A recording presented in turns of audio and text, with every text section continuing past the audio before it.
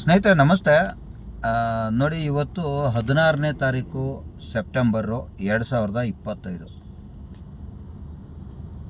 ಇವತ್ತು ನಂದು ರ್ಯಾಪಿಡೋದಲ್ಲಿ of road ಆಗಿದೆ. ಕಾರಣ ಏನು ಅಂದರೆ ರೀಚಾರ್ಜು ಮುಗಿದಿದೆ ಅಂತ. ಸೊ ಈಗ ರೀಚಾರ್ಜು ಮುಗ್ದಿರೋದ್ರಿಂದಾಗಿ ನಾನು ಇದನ್ನು ರೀಚಾರ್ಜ್ ಮಾಡಬೇಕು. ರೀಚಾರ್ಜ್ ಮಾಡೋಕ್ಕೆ ಹೋಗ್ತೀನಿ ಅಂದರೆ ಅವರು 1,000 ರೂಪಾಯಿ ಕಟ್ಟಬೇಕು ಅಂತ ಹೇಳ್ತಾರೆ. ಸೊ ಈಗ ಆ್ಯಕ್ಚುಲಾಗಿ ನಾನು ಲಾಸ್ಟ್ ಟೈಮು ಕೂಡ 1,000 ರೂಪಾಯಿ ಕಟ್ಟಿದ್ದೆ. ಸೊ ಯಾವಾಗ ಅಂದರೆ ಈಗ ನಾನು ಮಂತ್ ಲೆಕ್ಕ ಹಾಕೊಂಡ್ರೆ ಈ ತಿಂಗಳಲ್ಲಿ ಹೆಚ್ಚು ಕಡಿಮೆ ನಾನು ಸೆಪ್ಟೆಂಬರ್ ತಿಂಗಳಲ್ವಾ, ಇವತ್ತೆಷ್ಟು 16 ಡೇಟು.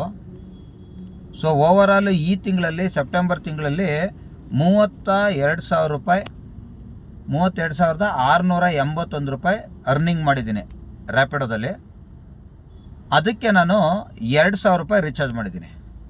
ಆ್ಯಕ್ಚುಲಾಗಿ 20,000 ದುಡಿಯೋದಕ್ಕೆ 1,000 ರೀಚಾರ್ಜ್ ಮಾಡಬೇಕು. ಹಂಗೆ ನಾನು ಅದಕ್ಕೆ ಹಿಂದೆ ಅಂದರೆ ಆಗಸ್ಟ್ ತಿಂಗಳಲ್ಲಿ 1,000 ರೂಪಾಯಿ ರೀಚಾರ್ಜ್ ಮಾಡಿದ್ದು, ಅದರಲ್ಲಿ ಒಂದು 10,000 ಸಂಪಾದನೆ ಮಾಡಿದ್ದೆ.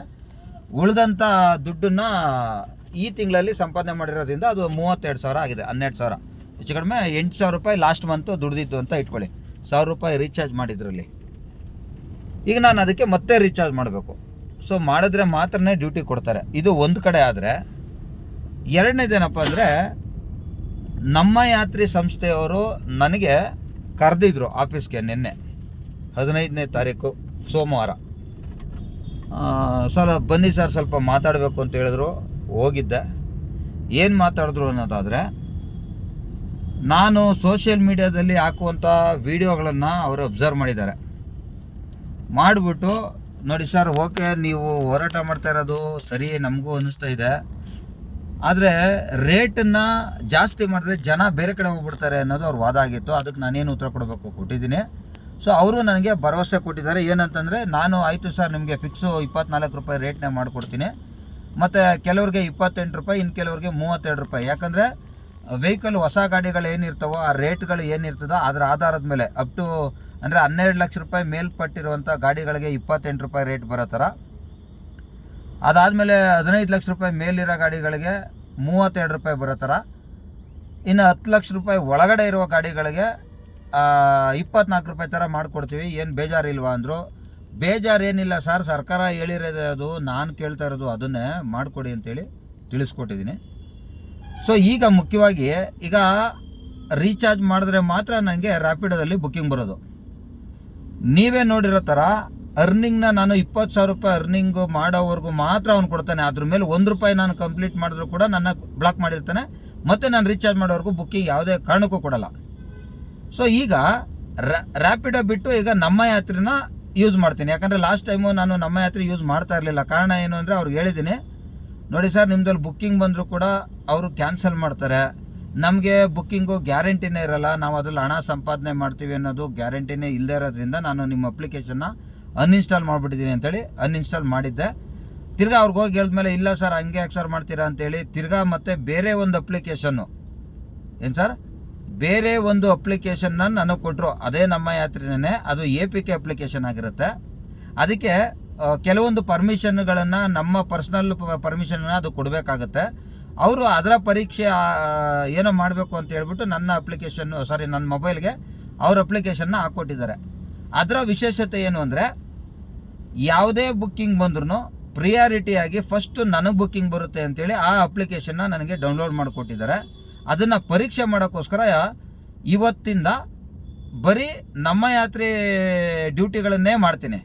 ನನಗೆ ಗೊತ್ತಿದೆ, ಆಲ್ಮೋಸ್ಟು ಹೊರಗಡೆ ಅಂದರೆ ಸಿಟಿಯಿಂದ ಆಚೆ ಇದ್ದರೆ ಯಾವುದೇ ಕಾರಣಕ್ಕೂ ನಮ್ಮ ಯಾತ್ರೆಯಲ್ಲಿ ಜನ ಯೂಸ್ ಮಾಡ್ತಾ ಇಲ್ಲ ಅನ್ನೋದು ನನಗೆ ಗೊತ್ತು.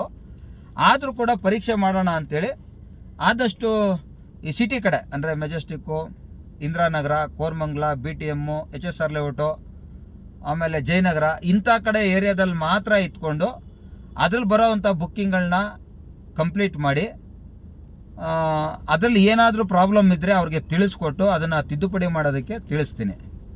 ಒಂದು ವೇಳೆ ಅದು ತೀರಾ ಕಡಿಮೆ ರೇಟ್ ಬರ್ತಾನೆ ಇದೆ, ನಾನು ಅದನ್ನು ಡ್ಯೂಟಿ ಮಾಡೋಕ್ಕೆ ಆಗ್ತಾಯಿಲ್ಲ, ಇದು ನನಗೆ ಲಾಸ್ ಆಗುತ್ತೆ ಅಂತ ಆದರೆ ಅದನ್ನು ಕೂಡ ನೆಕ್ಸ್ಟ್ ಒಂದು ವೀಡಿಯೋದಲ್ಲಿ ಹಾಕ್ಬಿಟ್ಟು ಅವ್ರಿಗೆ ನೇರವಾಗಿ ಆ ವಿಡಿಯೋ ಅಂದರೆ ಆ ಫೇಸ್ಬುಕ್ ಮುಖಾಂತರನೇ ಅವ್ರಿಗೆ ಮಾಹಿತಿನ ಕೊಡ್ತೀನಿ.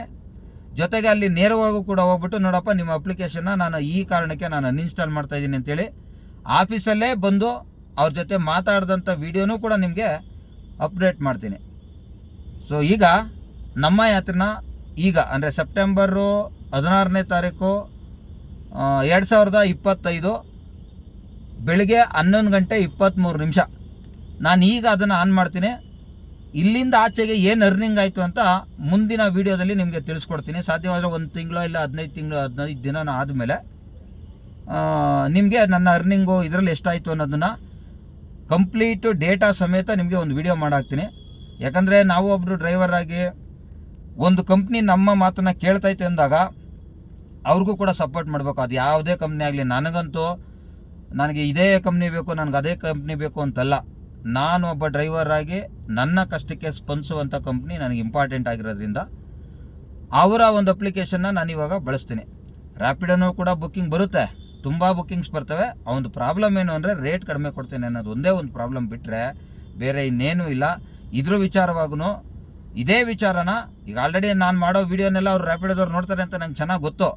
ಆದರೂ ಕೂಡ ಈ ವಿಚಾರನ ನೇರವಾಗಿ ರ್ಯಾಪಿಡೋ ಆಫೀಸ್ಗೆ ಹೋಗಿ ಮಾತಾಡ್ಬಿಟ್ಟು ಅವ್ರ ಕಡೆಯಿಂದ ಏನು ಅಭಿಪ್ರಾಯ ಬರುತ್ತೋ ಅದನ್ನು ಕೂಡ ನಿಮಗೆ ಜೊತೆ ಹಂಚ್ಕೊತೀನಿ. ಧನ್ಯವಾದ ನಿಮಗೆ.